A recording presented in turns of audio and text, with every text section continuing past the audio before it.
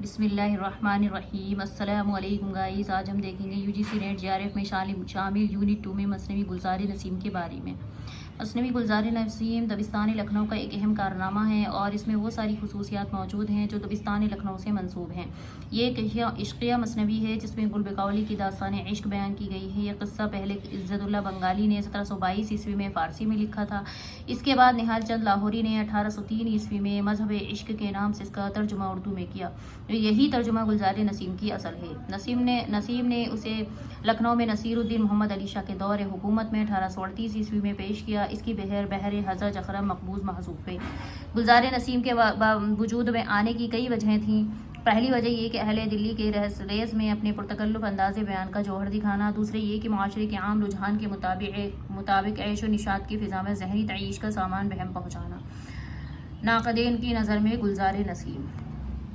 मोहम्मद हुसैन आज़ाद कहते हैं दयाशंकर नसीम ने गुलजार नसीम लिखी और खूब लिखी। इसका रास्ता इससे बिल्कुल अलग था क्योंकि पंडित जी ने हर मजमून को तशबीह के पर्दे इस्तिआरे के बीच में अदा किया और वह अदाए माशुकाना खुश अदाई नज़र आई। बावजूद इसके ज़ुबान फसीह और कलाम शस्ता और पाक है।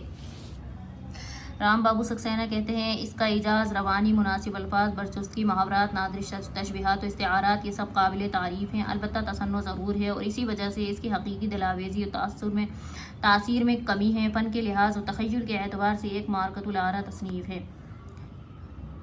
असगर गौंडवी कहते हैं इस मसनवी ने ऐसी शोहरत पाई कि हर तरफ लोगों को मसनवी लिखने का शौक़ और हौसला पैदा हो गया। चकबस कहते हैं अभी तक मसनवी के रंग में कहानी का सहरा मीर हसन के सर था। गुलजार नसीम के भी जा बजा चर्चे होने लगे।